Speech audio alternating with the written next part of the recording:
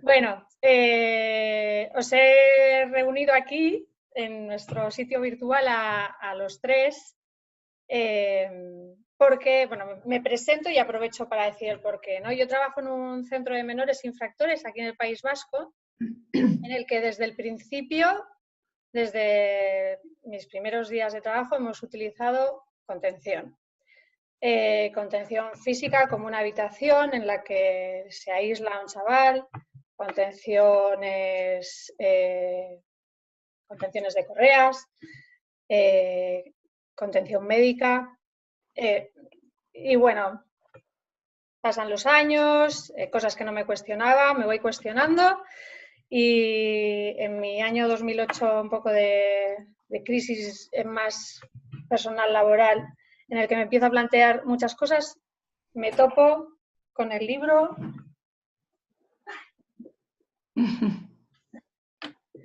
Me topo con el libro. Ay, se ve al revés en pantalla. Bueno, da igual, ya lo diré en el Facebook. Yo lo veo bien. Sí, Yo lo veo bien si lo veis bien, soy yo la que lo veo al revés, vale. Sí. De Ana Urrutia.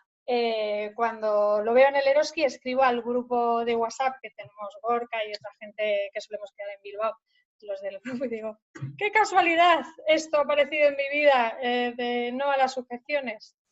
Y me lo leo y bueno, para mí ha sido una revolución que sería la leche que pudiera hacer algo de esto en el centro.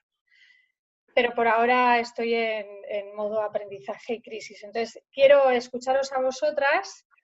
Me interesaba que me acompañara Gorka porque él también ha trabajado en pisos, pero él se presentará ahora.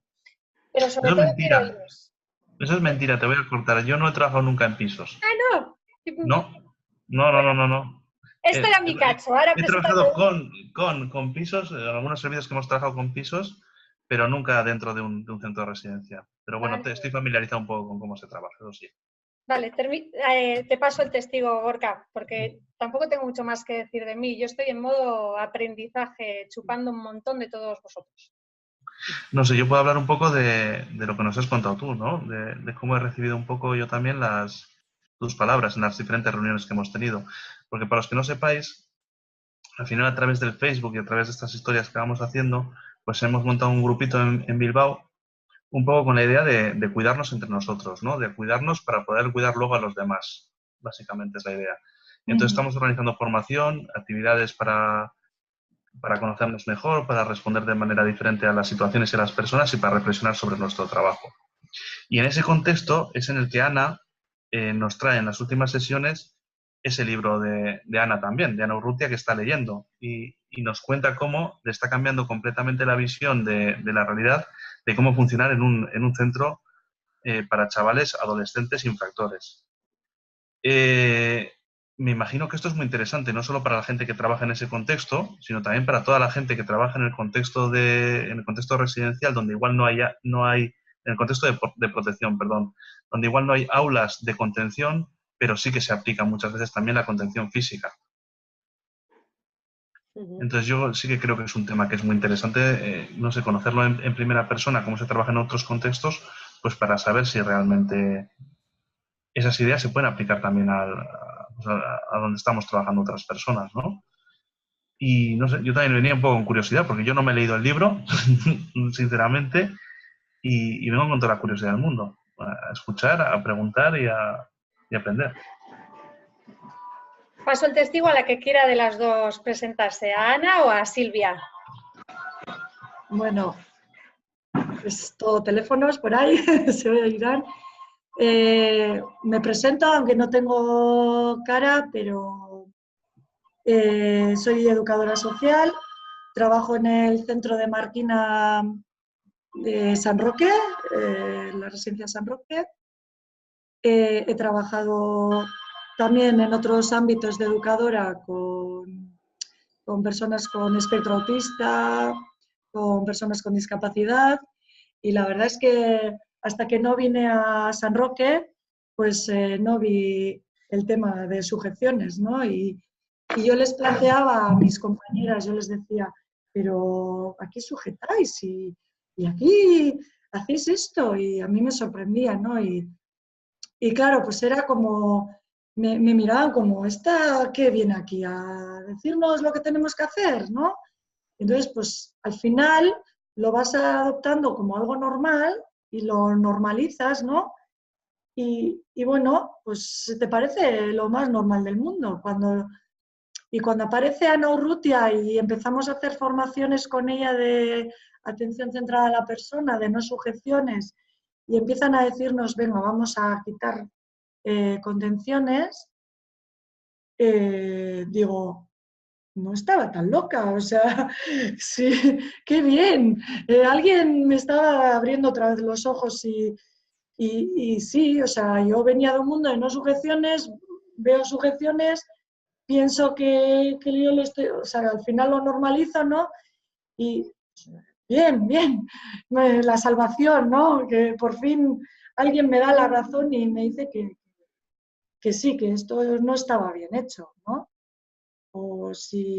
Creíamos que estaba bien hecho, pero se podía hacer de otras maneras, ¿no?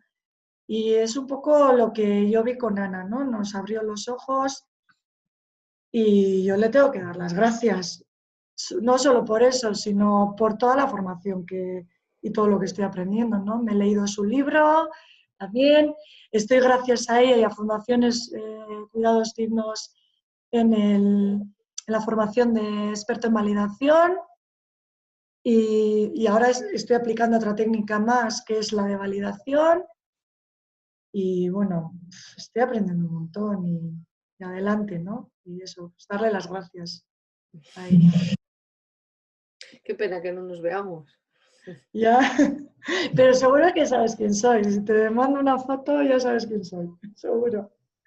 De Marquina pocas íbamos, o sea que a la Sí, formación. no me te conozco por la voz, no me acuerdo por la voz, pero estoy pensando que sí, que creo que ya sé quién eres. Es que, Sí, a ver, el problema es que conozco tantísima gente que al final se me quedan un poco... Al principio, cuando empecé, era fácil porque era poca gente, pero ahora es muchísima gente. Entonces, al final, ya, ya. estoy pensando que sí, que ya sé quién eres. Sí, no, pues nos habremos visto millones de veces, porque Seguro, seguro. Una rechavaleta un montón. claro, que hemos dado Renare Chavaleta, pues seguro. Pero claro, la primera que me viene a la cabeza es Idoia, y pues bueno, Ya, ya. pero Sí, seguro, porque la has visto más. claro, seguro que te conozco. Y me Sí. acuerdo de ti seguro si veo tu foto. Por eso es un poco pena que no nos veamos.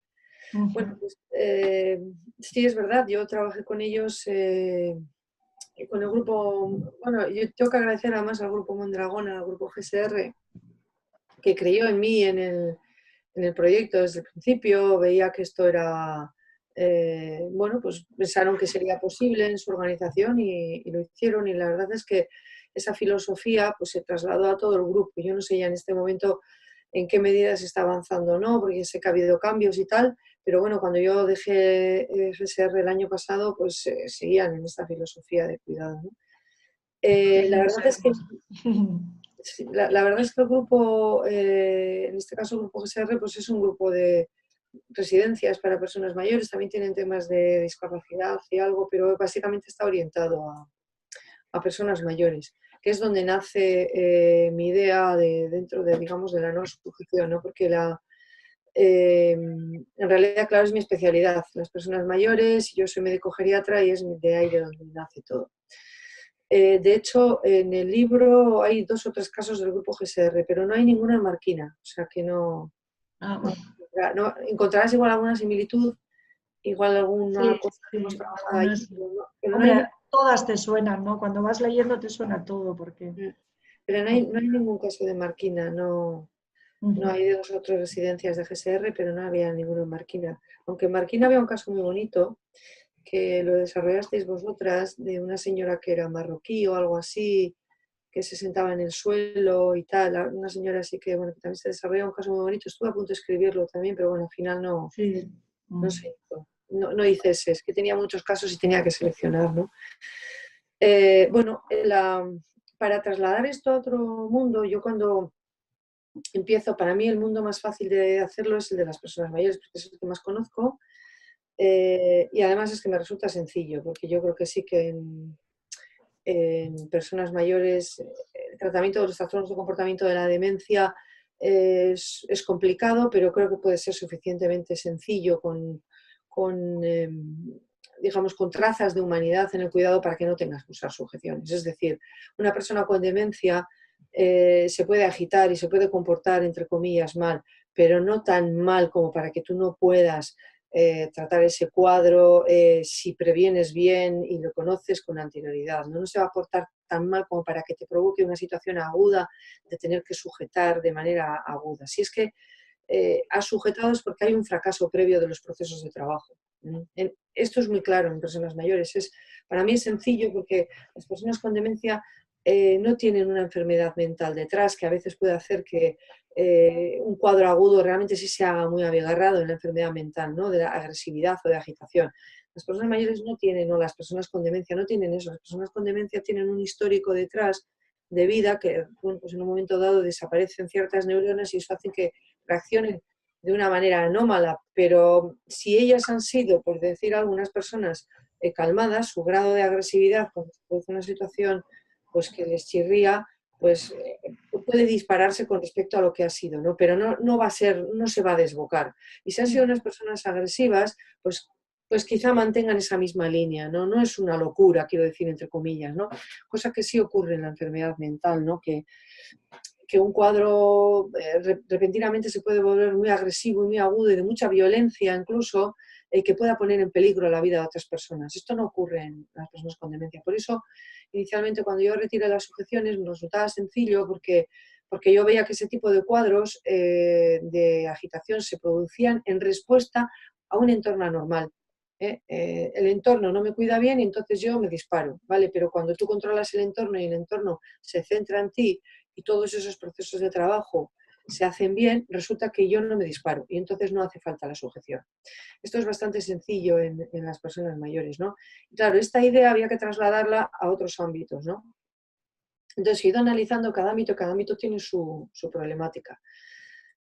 Creo que retirar las sujeciones a cero digamos, en el mundo de las personas mayores con demencia es absolutamente posible.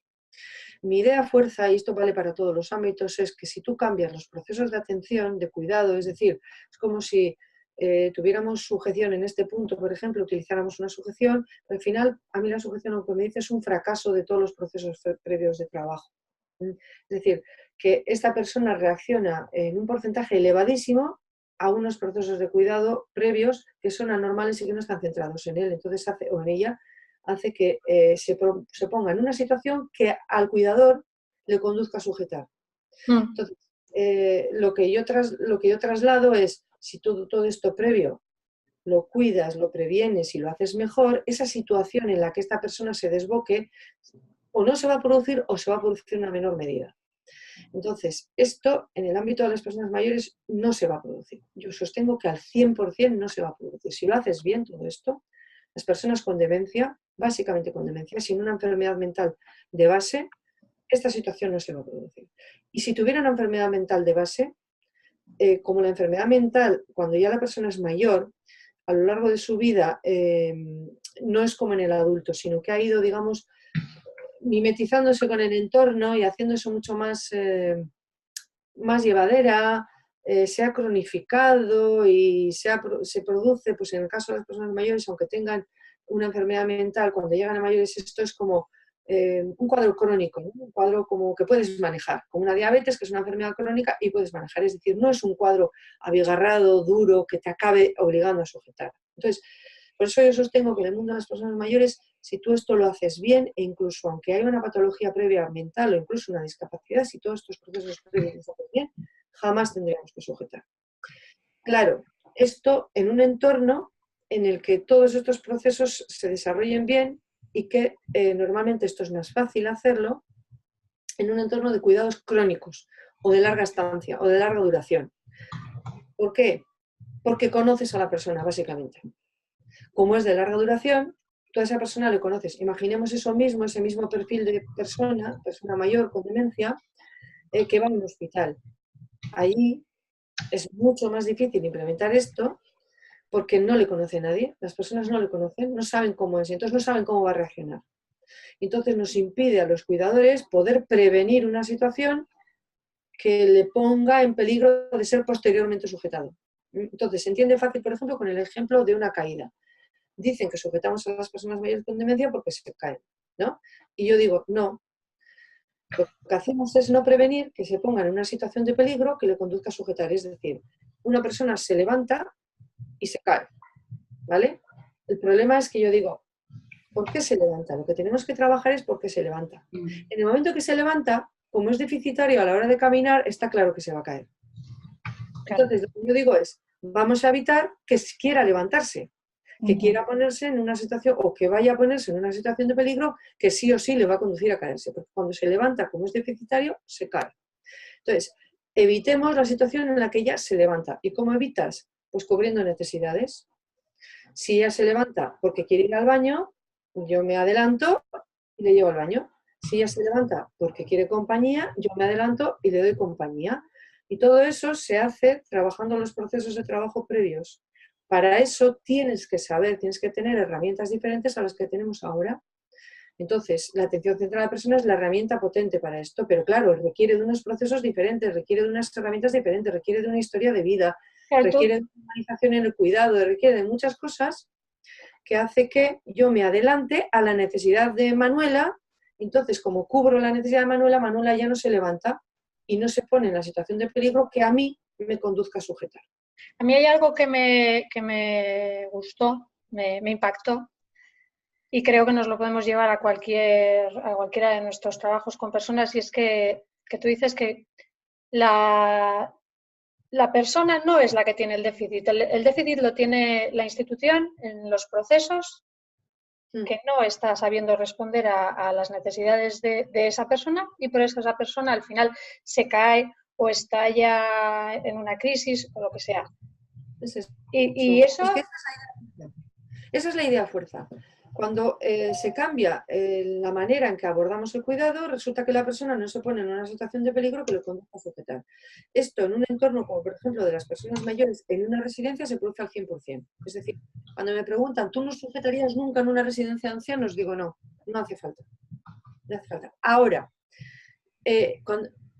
cuando el entorno cambia, es diferente. Por ejemplo, para hablar de sujeciones hay varias variables. Una es la enfermedad, el perfil de paciente, edad, enfermedad y entorno. Esas tres variables juegan y tenemos que abordar la situación de una manera diferente. Es decir, si queremos no sujetar, no es lo mismo en una residencia de ancianos de persona mayor con edad avanzada y larga estancia, que me permite cuidar, conocerle, etcétera, etcétera. Si esa misma persona mayor con edad avanzada, o patologías, persona mayor de edad avanzada con patologías de, por ejemplo, postagudas, se produce en una residencia, puedo no sujetar. Si se produce en un hospital, ya es más difícil. Es más fácil que acabe sujetándolo. Entonces, son tres variables que hay que tener en cuenta para no sujetar. Entonces, los procesos de cuidado en un hospital no son los mismos que los procesos de cuidado en una residencia. Por eso en una residencia yo sostengo que no influye tanto el hecho de que la enfermedad sea aguda o crónica, pero en un hospital sí, por ejemplo. Porque influye el cuadro agudo, que es mayoritariamente el que se produce, y un proceso de cuidado agudo en el que yo no conozco a la persona y entonces no puedo poner en marcha. Es decir, que en una residencia de ancianos, por ejemplo, el proceso de cuidado en el que yo conozco a la persona son capaces incluso de superar el problema que supone una enfermedad aguda, porque un cuadro agudo es mucho más difícil de gestionar que un cuadro crónico. Y en las residencias también se ponen en situación aguda, pero las herramientas que me permite una larga estancia, ese conocimiento de la persona sobre todo, permite suplir el déficit que me genera una situación aguda. Esto es mucho más difícil en un hospital. Y en cada uno de los entornos, por ejemplo, salud mental, si es agudo y encima enfermedad mental, pues ya tiene también otra problemática. Entonces, tiene que ser en cada uno de los entornos, el abordaje es diferente y los objetivos que vayas a buscar en cada uno de los entornos es diferente. Mi objetivo en una residencia de ancianos es 0 sujeciones, porque creo que es absolutamente viable. Quizá en un hospital de agudos de salud mental, pues no se hace 0 sujeciones, porque a veces se producen situaciones que son incontrolables, aunque tengas unos procesos de cuidado maravillosos y muy centrados en la persona. Ahora, es decir, 0, 0, 0. Ahora, resulta que sí que puedes disminuir tus sujeciones de un 15% de prevalencia a un 2%. Claro. ¿Y por qué? Porque has cambiado todo el proceso de cuidado y eso ya es todo un éxito. O sea, el objetivo 0 quizá nunca sea alcanzable porque en alguna situación, igual en un año entero no se te produce una situación de aguda de que tienes que sujetar, pero quizá al año que viene sí, al año siguiente sí. Entonces ya tu 0 sujeciones es imposible. Bueno, pero es que el objetivo no es ese, el objetivo es cambiar los procesos de trabajo de manera que te conduzcan a sujetar lo menos posible y te conviertas de una manera natural en una organización centrada en la persona en la que ya no te hagan falta las sujeciones. Y eso es posible poniéndote un objetivo de decir, bueno, pues yo primero conocer qué prevalencia de uso tienes en el centro, en qué situaciones utilizas, habitualmente cuando se usa y qué porcentaje de uso tienes. Y te pones los objetivos para ir reduciéndolo. Y para eso hay que ir cambiando desde los aspectos éticos de abordaje del cuidado hasta los procesos de gestión, de cuidado. Todo eso que decía yo aquí, todo esto previo. Ana, una cosa, siento interrumpir. Como estamos usando la aplicación gratuita, en breve se nos va a cortar, pero no hay problema porque hablé con el soporte técnico de Zoom y según se cierre vuelvo a abrir otra vez y vuelvo a conectar con vosotros. Vale, vale. Y sí, igual si me esperáis 5 minutos cuando se corte igual me puedo volver a conectar con mi portátil y me veis ya. Ponéis marca. Vale, ahí se puede probar que volvamos a conectarnos. Vale. Nos quedan 9 minutos para que se corte, para que os hagáis una idea. Vale. En 9 minutos lo dejamos y luego reiniciamos otra vez. Vale. Yo un poco unido a lo que decía Ana, pues en validación estamos tratando el tema de que es siempre después de detrás de un comportamiento de la persona hay una razón de ser. Entonces, si te adelantas a ese comportamiento y ves la razón y no ves el comportamiento, o sea, si estás viendo, señora Pepita se levanta todo el tiempo y me está incordiando, si dices, a ver, ¿por qué la señora Pepita se levanta todo el tiempo? Vamos a ver por qué se levanta y vamos a hacer algo para que esa señora Pepita no esté tan inquieta. Pues entonces lo aplicas, ¿no? Y lo adaptas a lo que dice ella, ¿no? Pues al centro, a todas las trabajadoras, que veamos cada vez que se levanta ir donde ella, a ver qué necesidad tiene. Entonces, estamos trabajando con su necesidad, no con el comportamiento, que es que a mí me molesta que la señora Pepita se levante todo el tiempo. ¿Y adaptáis el funcionamiento del equipo que trabaja con Pepita? Ponemos, pues, por ejemplo, ponemos en marcha un programa de 24 horas en el que incluye limpiadoras, incluye cocina, incluye todo tipo de personal, le involucramos a todos. Y cada vez que la señora Pepita decida levantarse porque se quiere ir a casa, nos anticipamos, ¿no?, a ella y vamos a ver qué necesidad tiene, ¿no?, y cubrir esa necesidad antes de que se desarrolle un comportamiento peor o más alterado todavía, ¿no? Porque si está en un escalón bajo se puede actuar y se puede interactuar con ella, pero si está en un escalón muy alto ya es muy tarde, ¿no?, para actuar con ella. Ya pues al final le tienes que bajar al escalón de abajo para poder interactuar con ella. Pues ya es más difícil.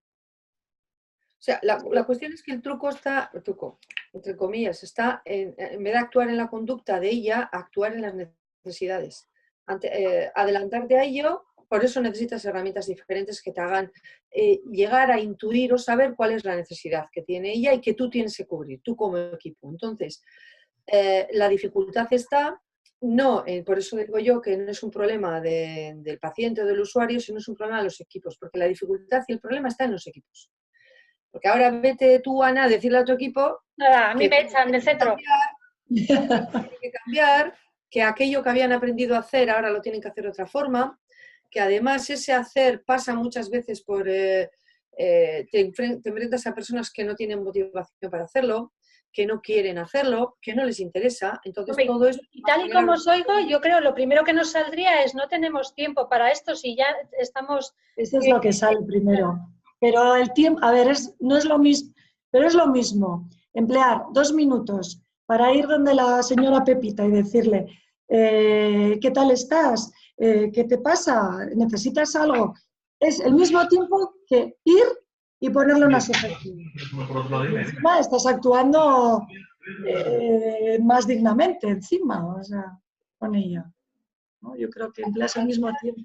Eso es. Al final, lo que se trata es de que, por eso digo yo, que la primera idea fuerza es asumir que el problema lo tenemos nosotros.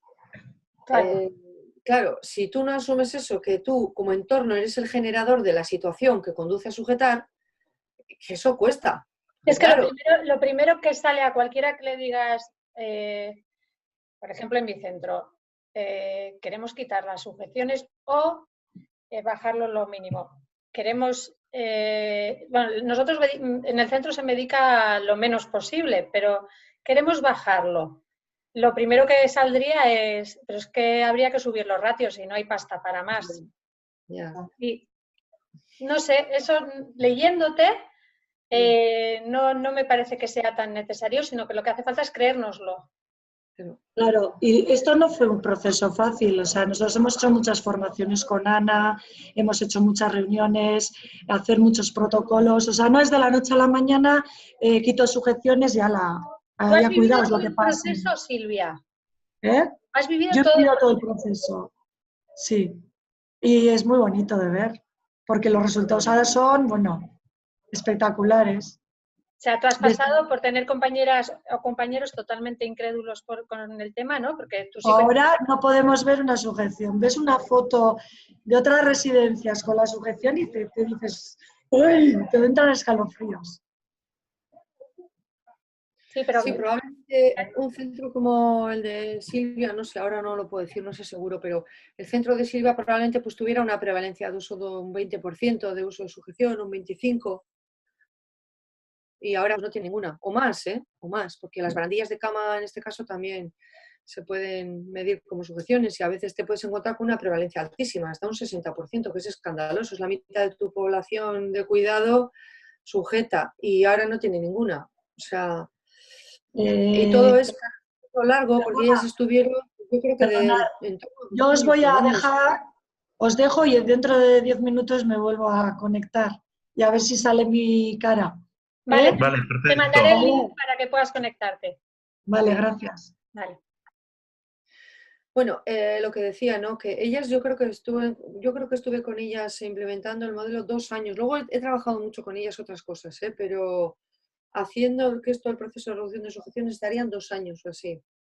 Claro, porque es un proceso lento y muy laborioso en cuanto al cambio de actitudes de las personas. Entonces, respecto a lo que decías de los ratios, yo sí creo que hace falta una apuesta más de país con respecto a los ratios. O sea, no voy a decir que creo que los ratios que tenemos en todo el país son maravillosos, porque no es verdad. En todas las... siempre te encuentras con esa dificultad, ¿vale? Pero lo que sí creo es que nosotros primero tenemos que cambiar de actitud. Es decir, cuando yo pongo de ejemplo, por ejemplo, Inglaterra como país, que ellos ven, pues bueno, que el uso de sujeción es una cosa aberrante para ellos. Claro, es que Inglaterra tiene muchísimas cosas diferentes a las nuestras, aparte de los ratios. Claro, porque todo el mundo me dice, claro, pero es que tienen más ratios y tal y cual. Y digo, bueno, bien, vale, los tienen. Pero si en este punto ellos deciden, o sea, para ellos es algo cultural el no sujetar, ¿no? Les parece tan transgresor de derechos que como equipos, es decir, en este momento, vosotros imaginaros que estamos en este punto, ¿no? Aquí abajo, ¿no? Nosotros estamos aquí y ellos también estaban aquí, ¿eh? Entonces, en este punto de aquí, lo que yo suelo decir aquí arriba, claro, la diferencia entre ellos y nosotros es que nosotros hemos quedado aquí. Este señor se va a caer o este señor se comporta mal, o me da igual, un chaval que tengáis vosotros se comporta mal y no me queda más remedio que sujetar, ¿no? Ellos no se han quedado en este punto. Ellos lo que dicen es, bueno, vamos a recorrer este camino, vamos a ver qué podemos hacer nosotros, empezando porque el problema no está en él, sino está en nosotros, y nosotros podemos mejorar ese entorno y en qué manera podemos centrarnos más en la persona, y van caminando en, pues eso, en creatividad, en todo, para poder hacer esos procesos de cuidado diferentes, centrados en la persona, que eviten el sujetar. Pero claro, la primera diferencia con respecto a nosotros es que ellos asumen que el problema es suyo, no del paciente o de la persona, sino suyo. Ana, Entonces, esto les motiva a cambiar y hacer otros procesos de cuidado. Y van caminando en el proceso hasta que llegan aquí arriba y dicen, coño, pues tengo que sujetar. Y entonces es cuando como país, la apuesta del país es tal por la no sujeción que incluso les pueden poner el one-to-one, que a nosotros no nos pondrían jamás. Se va a cortar. Vale. Se nos corta ya. Vamos a cerrar y abrimos nada. Vale. ¿Vale? Vale. Vale, Gorka. De acuerdo. Pues hasta ahora. Sí. Que esa es mi propuesta, porque aquí arriba probablemente vamos a imaginar una situación de una enfermedad mental que se pone agresivo en la calle. Allí no hay atención centrada en la persona, ni historias que te va a dar y que va a matar a alguien, pues ahí le tienes que contener. ¿Vale? Esta es una situación muy aguda que se produce en la calle, que nadie le conoce a este señor ni nada y no te queda más remedio que contener. ¿Vale? Pero es que, y te puede pasar también en el centro. Y en esa situación ellos culturalmente tienen tan interiorizado la indignidad de la contención que incluso el país tiene admitido legalmente el hecho de utilizar un one-to-one. Es decir, para no tener que usar sujeción física, utilizan métodos de contención los menos, digamos, cruentos posibles, ¿no? De forma que le ponen un acompañante o alguien que le... ¿Vale? O sea, cosa que aquí una persona, por ejemplo, un acompañante que podría estar con esa persona, calmándole y estar incluso el día entero con ella, ¿eh? Para que el resto del personal no se sobrecargue de trabajo con esta persona. Ahí es donde tenemos nosotros una gran diferencia de ratios y de posibilidades, porque esto, en este país el one-to-one es impensable. O sea, pero claro, desde aquí arriba, que es donde en Inglaterra ponen el one-to-one, hasta donde estamos nosotros, tenemos un recorrido en el que nos toca demostrar que con lo que tenemos, que es lo que yo propongo en el libro, digo, con los ratios que tenemos, todavía nosotros tenemos mucho recorrido por hacer para decir, he hecho todo este esfuerzo, como hizo GSR en su momento, cambio mis procesos de cuidado y resulta que me doy cuenta de que puedo trabajar con los mismos ratios de una manera diferente y no tener sujeciones. Y quizá en una situación muy aguda y muy agresiva, pues quizá en una ocasión pueda necesitar el one-to-one para poder evitar una sujeción. Pero vamos, todavía nos queda todo este recorrido y este recorrido se hace con los ratios actuales, ¿eh? Yo no he aumentado... Ese recorrido va a ser parte ese recorrido parte de lo que hablabas tú, de la cultura. O sea, de ya creernos que contener, ya sea mecánicamente o con medicación, sujetar no va a hacer que esté más tranquila la persona. Son muchas cosas que lo contrario.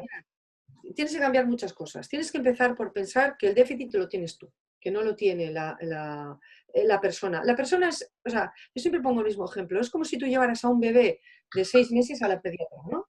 Y la pediatra empieza a quejarse de que, claro, el niño está llorando y lo oculta fatal, porque es que no le oigo. No le oigo porque está llorando, porque está irritado, porque tiene fiebre, porque tiene mala gana. Claro, del otro lado, tú como madre piensas, a ver, es un bebé, es el perfil de paciente que tú tienes. ¿Qué pediatra eres tú que no te adaptas a tu perfil de paciente? ¿No? Pues esto es igual, ¿no? O sea, ¿cómo que una persona con demencia se levanta, se quiere escapar y se pone agresiva? A ver, esto es lo normal en las personas con demencia. Entonces, cuando tú mejoras el entorno, esa situación no se produce, pero el entorno eres tú. Y tú eres el que te tienes que adaptar a eso. No podemos pretender cuidar a las personas con demencia como si tuvieran 40 años y fueran un adulto sano, porque no es otro perfil. Es como el bebé es otro perfil. Entonces, la apuesta está que nosotros veamos que no nos hemos adaptado a las personas. Y luego, otras cosas. Por ejemplo, ¿cómo que porque se levanta y se puede caer? O sea, resulta que antes de diseñar un sistema de vigilancia que evite que eso se produzca, porque no existe... Ahora sí, por este movimiento de la no sujeción, pero hasta que se desarrolló este movimiento de la no sujeción no existía en todo el país, en las residencias de ancianos, ni un proceso de vigilancia, ni uno. O sea, simplemente se decía, la persona se va a poner en peligro de caída y yo le sujeto. Y antes de hacer eso, ¿no podías haber hecho un proceso de vigilancia? Pues no se hacía. ¿Y por qué no se hacía? Pues entre otras cosas porque nosotros como cuidadores no tenemos interiorizado la dignidad y los derechos de quien estamos cuidando. Claro, ¿qué pasa en Inglaterra? Cuando tú dices, voy a sujetar a esa persona, a ellos les parece tan transgresor de derechos que se ven como malos cuidadores y no lo hacen, pero es porque es un tema cultural, para nosotros no lo es. Nosotros enseguida encontramos la excusa de decir, hombre, mira, pues no es para tanto, hombre, a ver, lo de la libertad, eso Jesús, pues bueno, pues no es para tanto, es por su bien, es porque se va a caer. Claro, un modelo muy paternalista, en el que no trabajamos nada la autonomía de quienes estamos cuidando, el tema de la dignidad no le damos peso, no le damos peso a los derechos de quienes estamos cuidando. Cuando ese peso se lo ponemos como pilar del modelo de cuidado, hombre, yo como cuidador, esto me pasó a mí, y lo cuento en el primer capítulo del libro, cuando yo le di peso a la dignidad de la persona que estoy cuidando, dije, ¿y qué puedo hacer yo para no hacerle pasar a esta persona por esto? Que es la primera parte, claro, cuando a mí realmente me siento mal como cuidador, haciendo indigno a mi paciente o indigna, es cuando digo, ¿y yo qué puedo hacer?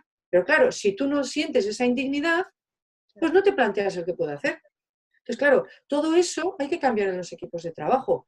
Y eso se puede cambiar en el entorno de las personas mayores, en los hospitales, en salud mental, en educación con chavales problemáticos como vosotros, en discapacidad, y se puede avanzar muchísimo. Si yo ya casi estoy un paso más allá de que la sujeción sea 0, sea 1, 2 o 3, a mí eso me da igual. Lo que creo es que tenemos que acabar centrándonos en la persona, introducir ese tipo de procedimientos que humanicen el cuidado y veremos cómo desaparecen las sujeciones. Que un centro se quede con 2 sujeciones, ¿qué importancia tiene eso cuando antes tenía 20 o 25? O sea, quiero decir... Sí, lo importante es la filosofía. Claro. Efectivamente, lo importante es la filosofía, porque probablemente esas 2 sujeciones que tiene hasta le duelan y se sientan muy mal y sigan trabajando para acabar retirándolas. Eso es lo importante, eso es lo que a nosotros nos falta. No tenemos esa filosofía. Pues que te estoy oyendo y cuando has dicho, incluso en educación, cómo se está medicando a chavales diagnosticados con TDA que molestan y tienen que estar quietos. Al final es como en una resi, ¿no? Tiene que estar quieto, le atamos. Yo no soy Tiene que psicóloga, estar quieto. yo también toda esta historia del TDA y tal no me la creo mucho. O sea, creo que... Yo No he sé. estudiado psicopedagogía, aunque nunca he ejercido, pero sí he leído bastante sobre TDA. No soy una experta, ¿eh? Pero sí que vivo, por lo que he leído, por algún caso cercano y por lo que me llega al centro, que muchos son diagnosticados de TDA y que dices, joder, lo primero que probaron era medicarle, o bueno, igual lo primero no, pero enseguida le medicaron cuando era chiquitín. Pues cuando es adolescente y tiene 15 años, ese problema que tenía lo sigue teniendo y encima está medicado. Es muy, muy difícil explicar, pero es verdad que lo primero que nos viene a la cabeza es que se pare, que ya sea en una resi, en un hospital psiquiátrico, en el centro de menores, esta manzana podrida, que no nos molesten los procesos de los demás y tenemos que hacer con todos igual. Claro, ahí está la falta de individualización del cuidado, todo esto es cuando empiezas a verlo, dices, como todos igual, y como que no moleste, pero si esto es normal en un chico que, no sé, ¿no? Que venga con esta problemática, que quiera molestar y habrá que trabajar, ¿por qué quiere molestar? ¿Qué es lo que subyace por ahí abajo? Yo creo que es poco lo que ha explicado Silvia, ¿no? No ir al comportamiento, sino ir a la necesidad, y las necesidades son humanas. Y siempre están relacionadas con la relación humana. Normalmente siempre están... A ver, hay necesidades físicas, ¿no? Pero esas son más sencillas, que muchas veces tampoco las sabemos cubrir, ¿eh? Porque en las residencias de ancianos las cosas se hacían sota, caballo y rey. Es decir, todos van a mear a la misma hora, ¿perdona? O sea, que yo tengo ganas de mear ahora. ¿Cómo que voy a ir a las 12 que tengo ahora? Pues esto, que parece una aberración, y hemos avanzado a ver que esto es una aberración, era una realidad absoluta hace 20 años. O sea, o hace 15, o sea, y todavía hay centros donde se entiende que no. Y no es nada más que los procesos de cuidado están orientados a la organización o los procesos de cuidado están orientados a las personas que estás cuidando. Entonces, cuando se produce esto segundo es cuando cambian realidades como la sujeción y ese tipo de cosas. Pero claro, centrarnos en la persona supone mucho sacrificio para quien cuida, porque claro, tu trabajo ya no es tan cómodo. Antes todos iban al baño a las 12, ahora uno te empieza a las 10. Otro a las 11, otro a las 10:25, oye, vaya lío, ya, pero es que somos personas, entonces, y somos capaces de adaptar esos procedimientos y claro que sí, o sea, como ha dicho Silvia, lo que antes invertías en ir a atarle y a decirle que se calme, Ahora lo haces de otra manera, resulta que consigues no atarle y que se calme. Y no has utilizado mucho más tiempo, por ejemplo. O sea, pero es así, o sea, al final es toda una filosofía diferente que yo creo que se puede aplicar en cualquier entorno. Lo que pasa es que hay que ser realistas conociendo el entorno, qué objetivos me pongo. Y los objetivos no tienen que ser absolutos. Es decir, no, yo, vamos, en un año una residencia 0 sujeciones. No, no. Empieza por ponerte el objetivo de cambiar tu forma de hacer. Ese es un primer objetivo. Segundo, esa cambiar mi forma de hacer me tiene que conducir a conseguir reducir las sujeciones. ¿Cuántas? Bueno, pues voy viendo. Yo esto lo vi un poco también como yo fumaba, ¿no? Cuando terminé la carrera, fumaba pues eso, con 22 años, 23 fumaba, ¿no? Y dije, no, es que no quiero fumar más, o sea, me parece una porquería, no sé, pues tampoco fumo mucho, porque empecé como a los 15 o a los 17 o así, pues, pero bueno, hice 10 años fumando, o bueno, menos. Y dije, o sea, me voy a poner ahora que yo ya hoy no fumo nada, no, voy a ver qué soy capaz de hacer yo misma, ¿no? Entonces, hoy no voy a fumar, a ver cuánto aguanto. Hola. Y al día siguiente digo, ay, llevo 2 días. Hola, Silvia, tienes cara. Qué bien. Ay, madre, que se me va. Hola. Hola, Sí. hombre, ahora te conozco, sí, hombre. Ahora sí, ¿no? Ahora sí. No se ve muy claro, estoy ahora en el salón de mi casa, porque Idoia se tenía que ir y no le quería hacer perder más tiempo. Ya. Lo siento. No sé. Pero estoy Se de te ve vuelta. muy bien, ¿eh, Silvia? Sí. ¿Se ve bien? Vale. Entonces, bueno, los objetivos al final lo que decían, lo estoy contando que, y dije, pues, bueno, voy a ver, y aguanto un día, oye, pues he aguantado un día. Y bueno, pues a ver si aguanto 2. Y voy a aguantar 2. Y, oye, pues a ver si aguanto 3. Y así hice una semana, a ver si aguanto 7. Hombre, ya cuando llegó la semana dije, jolín, con lo difícil que es esto, o sea, ya me tengo que poner objetivo, hoy he sido capaz de aguantar una semana, voy a poner objetivo de otra semana, no ya de 8 días o de 9, no, de otra semana. Y claro, tú vas ya aumentando tus objetivos, pero claro, paso a paso, es que somos muy absolutistas, ¿no? Ahora venga, de repente tenemos que quitar todas, No, vamos a ver cómo vamos funcionando, pero nos tenemos que poner objetivos, porque el objetivo es lo que te permite ir buscando el alcanzar eso, ¿no? Y bueno, pues en la metodología que usamos nosotros es un poco así, ¿no? Tú vas haciendo objetivos constantemente. Bueno, pues ahora vamos a ver si somos capaces de alcanzar este indicador. Y vamos a ver si somos capaces de alcanzar este otro. Y vamos viendo que somos capaces. Entonces, cuando ya pones encima de la mesa, hombre, pues vamos a quitar lo que tenemos a 0. Pues sí, pues venga, ¿no? Pero tiene que haber objetivos. Si no hay objetivos, no vas a conseguir nada. Nada, porque no hay... Igual nos puede contar Silvia un poco, ella que vivió todo el proceso, ¿no? Desde una residencia que utilizaba sujeciones a cómo han ido quitando. ¿Cómo fue el proceso de lo que explicas tú desde los objetivos chiquitines y el seguimiento que fuiste haciendo?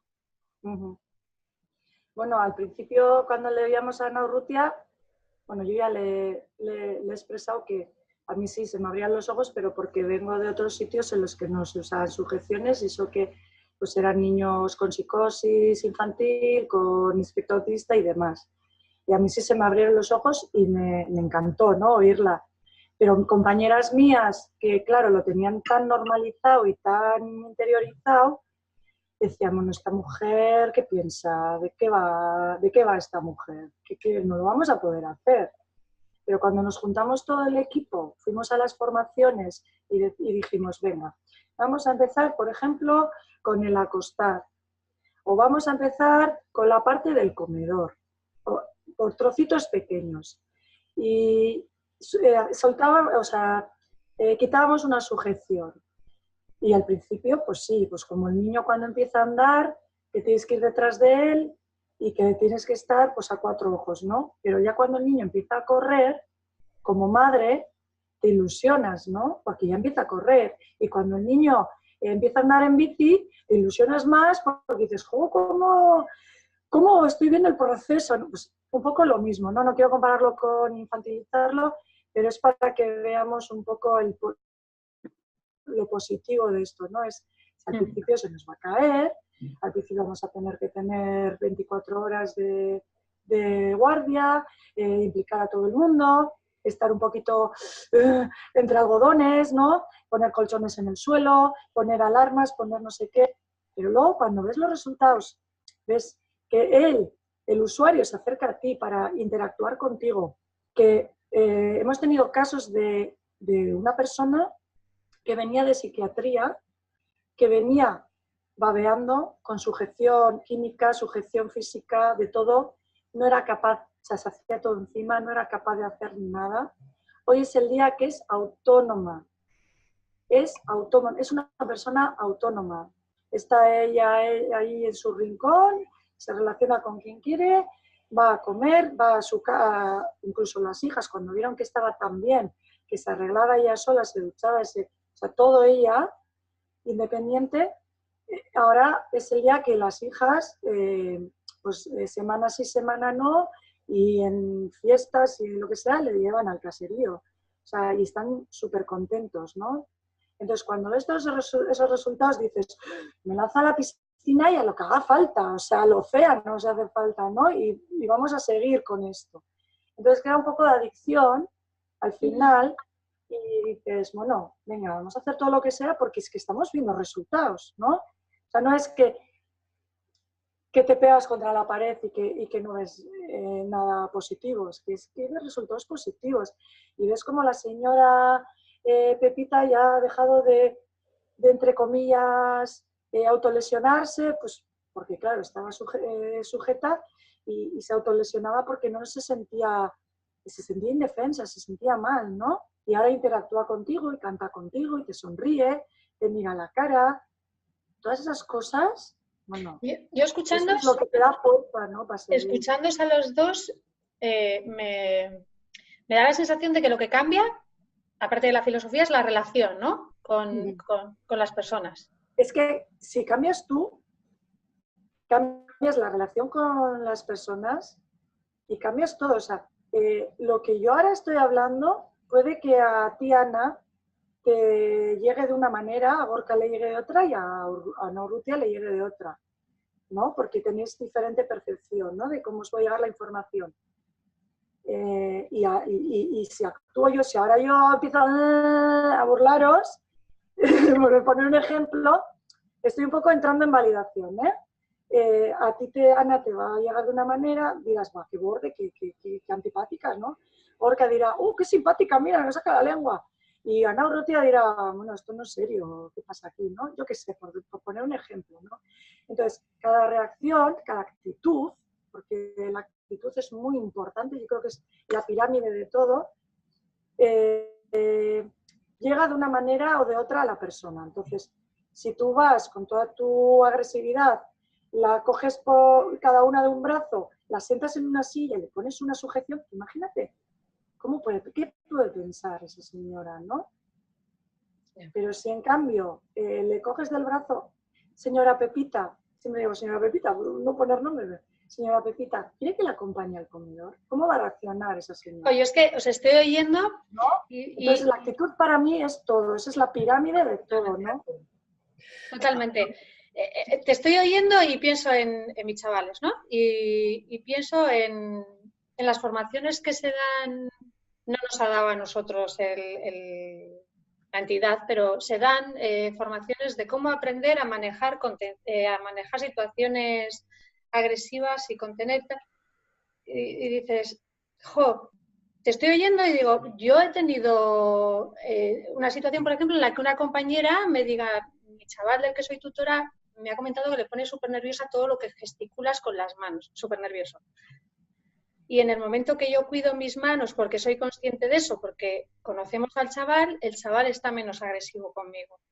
A otros les encanta todo lo que gesticulo porque soy cercana, pero no sé qué, pero a él le invado y le pongo nervioso. Me parece mucho más importante eso que me enseñen defensa personal. Es que estás conociendo a la otra persona, entonces estás reaccionando como la otra persona te ve. Eso es. Es decir, es empatizar a tope. O sea, si tienes una actitud que es la base piramidal, vas a tener empatía y vas a tener todo lo que necesitas para actuar con esa persona, ¿no? Igual hay ciertas personas a las que el tono de voz alto les molesta, pero si haces un tono de voz más tenue, más bajo, igual llegas más a esa persona. Entonces, ¿por qué no cambiarlo, no? Sí, al final es un tema yo ahora, por ejemplo, estoy trabajando bastante, bueno, dentro de mi organización, el trato, ¿no? Me parece una herramienta potentísima la manera en que tratamos y nos acercamos a las personas. Y al final es un tema de habilidades sociales. Y a mí me parece que es una herramienta de trabajo. Es decir, cuando yo les doy información o les explico, y dice, hombre, pero yo soy una chica, pues yo qué sé, es que digo las cosas así. Bueno, pues tendrás que decirlas así, porque claro, o sea, las dices así, pero a Julio, por decirle algo, le molesta que se las digas así. Entonces tú a Julio le tendrás que decir de otra manera. Es decir, os digo muchas veces, tendrás incluso que actuar como una actriz. ¿Por qué? Pues porque a él o a ella le molesta, y si le molesta, le molesta. Es decir, no estamos hablando. A ver, el que está bien se supone, y que es, entre comillas, cuerdo, eres tú. Él es el que está enfermo. Él es el que no va. ¿Cómo que es él el que tiene que hacer el esfuerzo de entenderte a ti? Que no, que es al revés. Y tú eres el que tienes que, tú la que te tienes que adaptar y decir, bueno, pues a este no le gusta que le digan tal, pues no se lo digo, todo lo contrario, le gusta que le hagan cual, pues se lo hago, ¿no? Y luego al final te das cuenta de que muchas veces son cosas sencillas, o sea, sencillas quiero decir, pues bueno, pues que entres en una habitación y que, pues no sé, pues que saludes simplemente, o mires a la gente a los ojos y le muestres cariño, o simplemente que le hagas ver que le estás apreciando, que preguntes, ¿qué tal? Solamente eso, 2 minutos, con cada uno, o 1 minuto con cada uno, qué tal hoy? ¿Qué tal? No sé qué, y con tu mirada les estás apreciando. Eso es que es potentísimo, porque se quedan como, pues estoy a gusto aquí, claro. Es totalmente lógico lo que dices, lo que parece ilógico es que no lo hagamos. Claro, pero no lo hacemos, que también hay que entenderlo porque es nuestro trabajo y es nuestro día a día. Y claro, en el día a día inciden muchas cosas. Yo también tengo mis problemas, yo también tengo mis cosas, yo también tengo mi vida, tengo mis prisas, mis tareas, mis tal. Y claro, ¿qué ha pasado?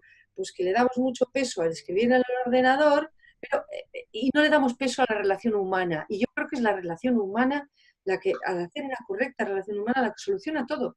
Soluciona las sujeciones, soluciona la agresividad, soluciona muchísimas cosas, porque nos olvidamos que detrás de una persona con problemas, sea una persona con enfermedad mental, sea una persona con enfermedad de Alzheimer, sea un chaval con problemas, hay una persona, es una persona, y las personas reaccionamos a las emociones, al aprecio, a eso, ¿no? Salvo que hay, bueno, pues casos muy así, que haya una patología en la que sea, que igual será más complicado. Pero en general, todas las personas reaccionamos bien a ese trato correcto, ¿no? Claro, que esté individualizado en mí. A mí, igual no me gusta que me llames de una determinada manera, cariño, y a otros sí le gusta que le llame. Pues genial, pero a todos cariño. Y esto es lo que muchas veces cuesta trasladar a quienes cuidamos, ¿no? Que no sé, ¿no? Dice, no, pero es que yo soy muy cariñosa, ya, pero es que precisamente igual a él, pues no le gusta eso. No lo sé, o sea, es decir, que el trato tiene que ser individualizado, lo tenemos que entender como una herramienta, que tenemos que adaptar de una determinada forma, aunque a mí no me salga, mirar a los ojos a la gente, tengo que aprender a hacerlo. Y mis ojos tienen que mostrar aprecio a quien estoy cuidando, ¿no? Y tengo que aprender a hacerlo. Al final es como el aprender a conducir, ¿no? Entonces nos enseña mucha teoría, para muchas cosas sabemos mucho de la teoría, yo qué sé, cómo se produce, pues no sé, un estado confusional en un anciano, que claro, que químicamente pues tiene una neumonía o tiene un problema tal, y joder, que hay un problema químico en su cerebro, y no nos enseñan pues habilidades sociales que permiten que muchas veces ese estado confusional seas capaz de gestionarlo simplemente porque le estás mostrando aprecio, porque le estás cogiendo una mano o porque le estás diciendo que aquí estoy, tranquilo, no te va a pasar nada, te voy a hacer tal. Y todo eso no nos enseña. Entonces, en definitiva, al final estás hablando de humanizar el cuidado, o sea, y es triste, nos dedicamos a cuidar, pero es la parte que no nos enseñan a hacer. La gestión de las emociones, la gestión del trato y todo esto, porque no entendemos, por ejemplo, el trato como una herramienta. Yo la veo absolutamente como una herramienta de trabajo, pero no la entendemos como tal. Explicar esto a la gente es como, ¿qué dices? ¿Que ahora voy a tener que hacerle caso a aquel que...? Sí. O sea, sí, y ser lo más natural que podamos, ¿no? Pero con teniendo en cuenta esa herramienta de trabajo, que al final es como el aprender a conducir, ¿no? Que al principio ves un montón de palancas, un montón de cosas y dices, ¿por dónde empiezo? Pero bueno, luego lo automatizas y al final te sale solo. Al final el hola, ¿qué tal estás? Te va a salir solo y el ¿dónde está mi hija? Jole, Le he dicho 20 veces dónde está, te dicen, no, pues dile 25. Si tienes que decirle cada vez que pasas dónde está su hija, se lo dices, porque ahí ya le da seguridad y le vale. Entonces, pues díselo, pues ya sabes. Pero fíjate, el hecho de decir, le he dicho 20 veces dónde está, digo, pero ¿cómo? O sea, pues dile 25. creemos que no te ha oído, que sí te ha oído, que te ha oído lo que has dicho. ¿Por qué has dicho eso delante de ella? O sea, claro, al final se siente menospreciada, pues perdona, pues no te he oído, no me he acordado, sé que me repito, tal. Claro, todas estas cosas detrás de una frase de jolín, si ya le he dicho 40 veces, esto te lo dice cualquier cuidador, cualquier auxiliar. Le dices, que no lo digas. Si lo vas a decir, dímelo detrás de esa puerta que ella no te escucha, porque en el momento que te escucha, esa frase que para ti no tiene, es simplemente, pues eso, lo sueltas como si no produjera nada, produce un efecto muy negativo en la persona sobre la cual acerca de la cual estás hablando. Ella lo oye y se da cuenta de que sí, efectivamente, estoy sorda, no oigo bien, y me tienes que repetir las cosas, o sí, se me olvida cosas que me tienes que repetir. Es decir, has provocado un resultado, o sea, un efecto muy negativo, muy lo que se dice...